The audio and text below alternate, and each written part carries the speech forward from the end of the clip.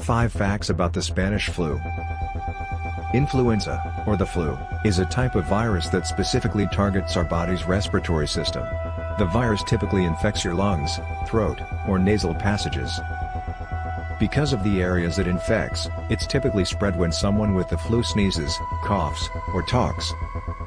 You can also be infected if you touch a surface that has recently been in contact with the virus and then touch your eyes, nose, or mouth. 1.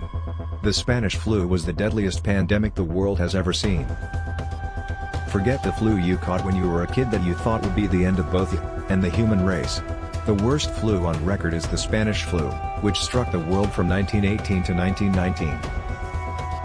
The official worldwide death toll of the Spanish flu was somewhere between 20 to 50 million people, although this is possibly a severe undercalculation. It's suspected that the real numbers were somewhere around 100 million, with the extra numbers coming from regions that didn't keep medical records of the cases. If the inflated numbers are to be believed, then more than 3% of the world's population died from the Spanish flu. 2. The Spanish flu didn't even come from Spain.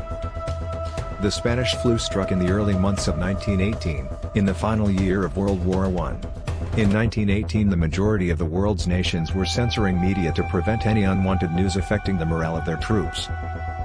As such, these nations chose to censor any information about the new strain of flu to keep their soldiers focused on the war. Spain was neutral in the war though, so their media was free to report on whatever they wished. People came to believe that the flu came from Spain because they were the only European power that was reporting about it.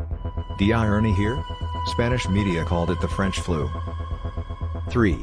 The Spanish flu had multiple waves of outbreaks. The first wave of the flu spread throughout the world in the early months of 1918, and was a relatively mild form. Most people who caught the Spanish flu reported very typical flu symptoms and recovered within a small number of days. There weren't all that many deaths, either. The second wave hit later that year, with the beginning of the fall in the northern hemisphere.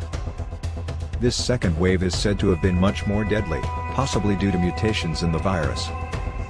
It is also believed that this second wave spread to more parts of the world due to increased troop movements during the final stages of World War I. The third wave began in Australia in January 1919, and although it is considered to have been just as deadly a form as the second wave, it didn't spread as far as the war had already ended. 4. More U.S. soldiers died from the Spanish flu than in battle. When the second wave of the Spanish flu struck the U.S., it struck hard and fast. It happened around the same time that the U.S. largest contingent of soldiers, some 1 million men, headed to the front lines. It's estimated that around 26,000 men died during this single offensive, the single greatest loss of American troops during the entire war. The Spanish flu, on the other hand, killed nearly twice this amount.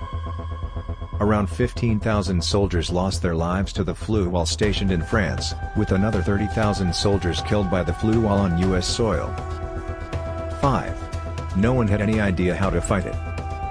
The leading medical experts of the world were completely clueless when it came to fighting the Spanish flu. With no known cure available, doctors turned to whatever they thought would help or at least alleviate the symptoms. One suspected cure-all was aspirin, a relatively new drug at the time. Doctors in the U.S. recommended that patients take as much as 30 grams of aspirin per day, a recommendation that proved fatal. It was unknown at the time that aspirin is actually highly toxic in high doses, something that's considered to have boosted the number of deaths in the second wave of the virus. Aspirin is of course still used today, although never in doses more than 4 grams a day. Don't forget to subscribe this channel to get more video. Thanks.